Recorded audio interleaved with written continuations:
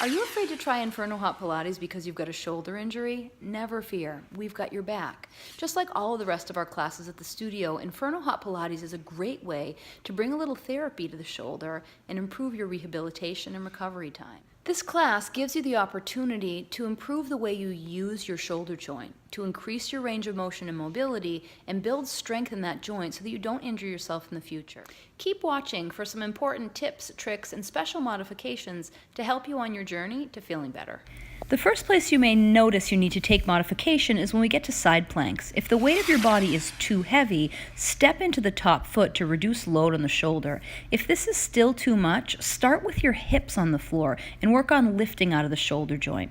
Stack the top foot in front of the bottom to help you with stability. If this is still too much, you can do a completely shoulder-free version by taking a static side crunch. This allows you to build the strength in the muscles along the side of your body without any extra load, pressure, or weight on the shoulder. Make it as challenging or as easy for yourself as possible. When you're ready to start building strength in the shoulder, let's take a look at side plank from the back. The most common mistake we see is sinking down into the shoulder joint. This is an opportunity for you to build strength and stability and move towards rehabilitating your shoulder in the future.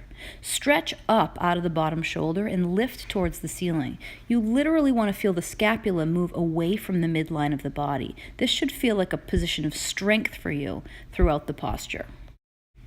At any point when a posture is bothering your shoulder, simply replace it with one of our ab strength building exercises. You can work on the hollow, bicycle legs, or simply sub in an exercise you've done in another class. As long as you keep moving, you're building strength and you're on your way to feeling better. As you're ready to build strength in your rehabilitation process, scapular push-ups are a great place for you to build strength and range of motion. Notice how Christy's scapula come together and separate, but there's no movement anywhere else. The elbows stay in a firm and straight position, and the spine stays locked in a neutral spine. You can eventually move from hands and knees to doing this down in a kneeling position with the spine at a straight angle.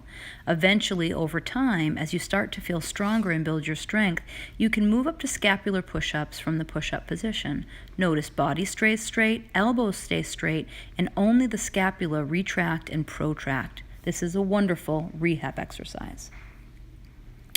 As we move into doing push-ups in class, it's important to maintain those same skills you built in your scapula push-ups, spreading the shoulder blades away from each other before attempting the push-up. This is a full push-up position, and you may not be ready for that right away.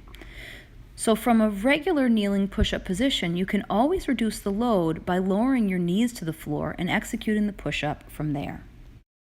In the earliest phases of healing your shoulder injury, you may actually need to take arm exercises right to the wall. Standing in an upright position allows you to move the muscles and joints in the way that you'd like to move them, but control how much effort, strain, and load on the joints there is by the distance you are from the wall. The farther your feet are away from the wall, the greater the increase of load, and the more you'll be able to build muscle strength. It's important to tune into your body and give it just what it needs at each phase of the process. Executing these postures in the windowsill is actually a really nice height for a lot of people, and same thing, you'll slowly increase the amount of load on the shoulder by stepping back away from the wall. This allows you to tailor it to your needs today. But what about mountain climbers? When we get to this point in class, it requires a lot of strength in the shoulders. You have to have a well-executed plank and be able to maintain those broad shoulders that we learned in the scapular push-ups. If this is too much pressure on your shoulders at this point in your rehab, take it to the sky. Execute your mountain climbers in a vertical position, pulling elbow to knee and elbow to knee. One of the common mistakes we see in execution here is to just kind of let the legs go out wide and willy-nilly. Try to use good form as you execute these vertical mountain climbers by bringing the knees forward and drawing elbow down to the knee. If the room starts to do cross-body mountain climbers, all you've got to do is bring knee to the opposite elbow and vice versa. And finally, burpees. A great burpee is a lot of fun and a really great way to get your heart rate up. If the regular execution of jumping back to plank is too much, you can practice stepping back into the feet.